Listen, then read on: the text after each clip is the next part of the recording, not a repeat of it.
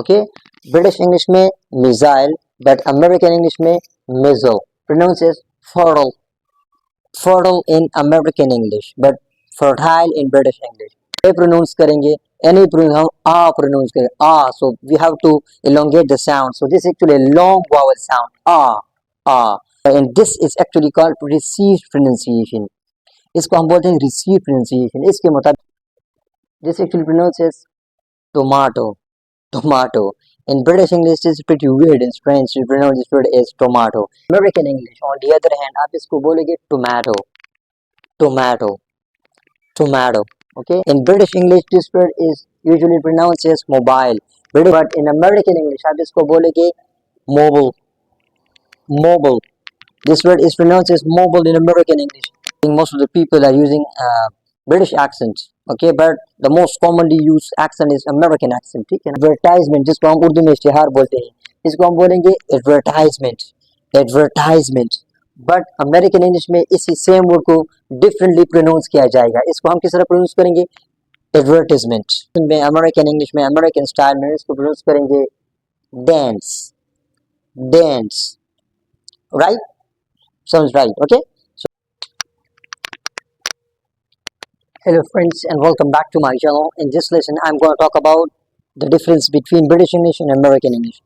And this difference is based on the pronunciation differences between British English and American English. इस lesson में हम discuss करेंगे इंशाल्लाह कि British English American English से किस तरह डिफर करता है या डिफरेंस है उसमें. तो लेट्स गेट स्टार्टेड. ठीक है. British English में हमारे पास इस इन वर्ड्स को डिफरेंटली प्रोनाउंस किया जाता है as compare to American English. तो इन दोनों में आपको कौन सा चलेगा या कौन सा डिफरेंस होता है, you will get to know about it. Okay. So the first word is this actually pronounces tomato, tomato. In British English, it's pretty weird and strange to pronounce this word as tomato.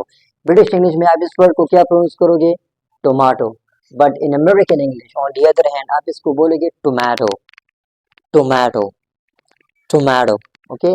Moving on to the next word, that is actually इस word को हम बोलेंगे mobile, mobile. In British English, this word is usually pronounced as mobile. British English में आप इसको mobile ही pronounce करते हैं.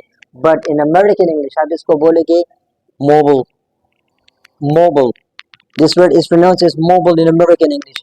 ये सेम वर्ड हमारे पास अमेरिकन इंग्लिश में मोबाइल प्रोनाउंस किया जाता है.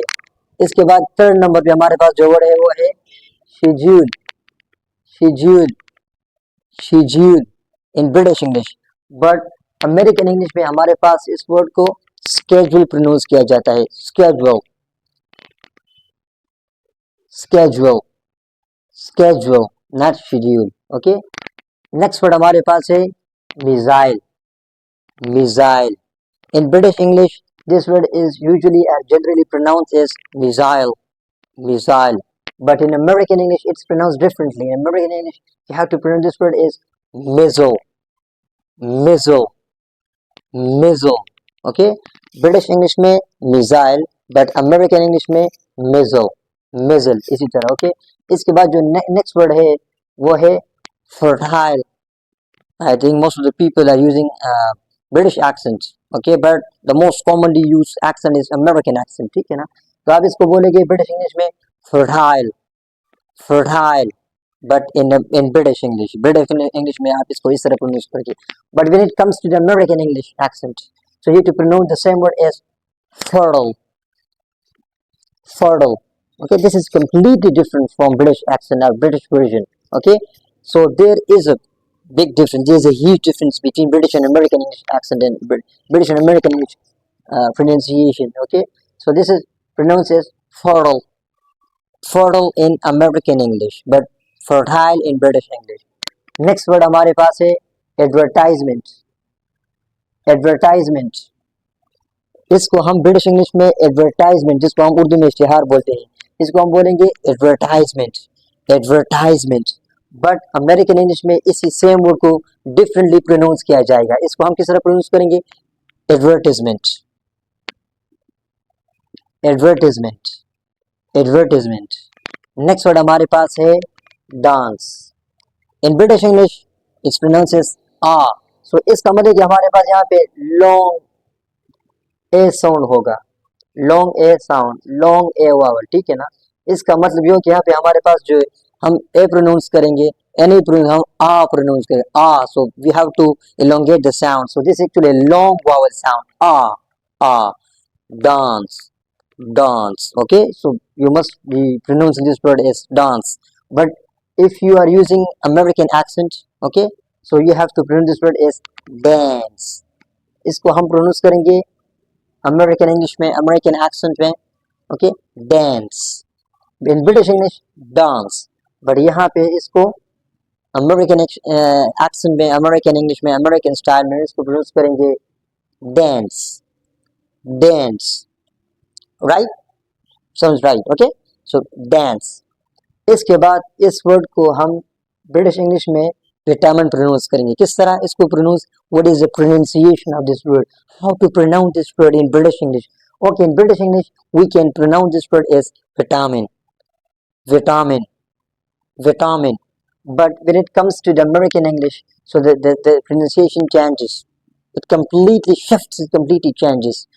अमेरिकन इंग्लिश में इस वर्ड की प्रोनाउंसिएशन completely चेंज हो जाएगी, तो फिर हम इसको प्रोनाउंस करेंगे whiteman, इसी वर्ड को with the same spelling but with a different pronunciation, okay, with a different sound, तो हम इसको प्रोनाउंस करेंगे whiteman, whiteman, whiteman, ओके। इसके बाद हमारे पास जो नेक्स्ट वर्ड है वो है, इसको हम ब्रिटिश इंग्लिश में किस तरह प्रोनाउंस करेंगे, इसको हम ब्रिटिश इंग्लिश में कंप्लीटली डिफरेंट प्रोनाउंस करेंगे। इसको हम बोलेंगे, प्रोनाउंस करेंगे वाचा, वाचा, वाचा।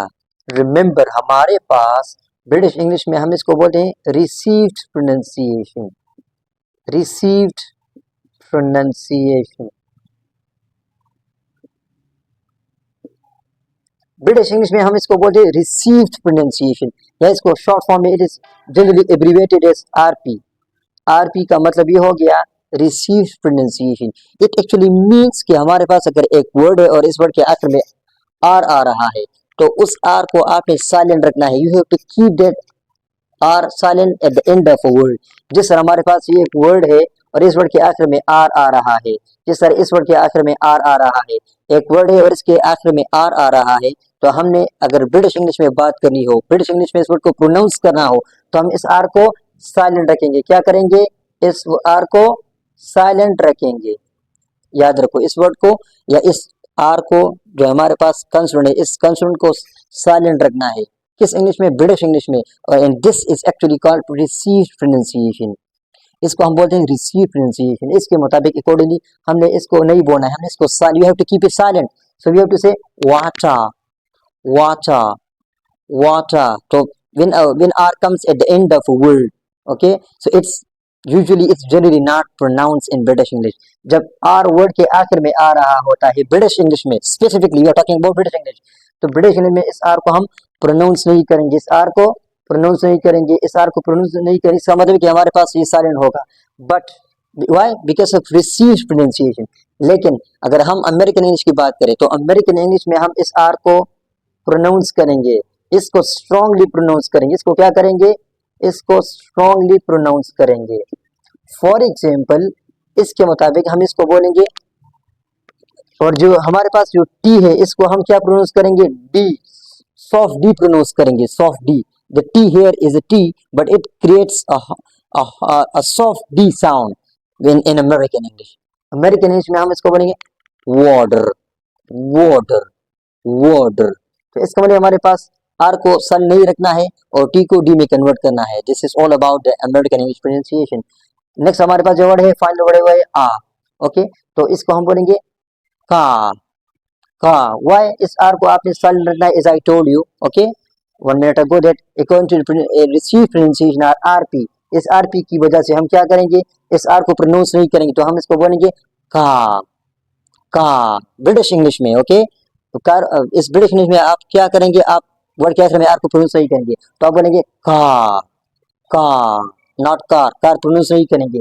बट इन अमेरिकन इंग्लिश आप इस आर को स्ट्रांगली प्रोनाउंस करेंगे, आप इसको बोलेंगे car, car, car. So that was all about the major differences between British and American English.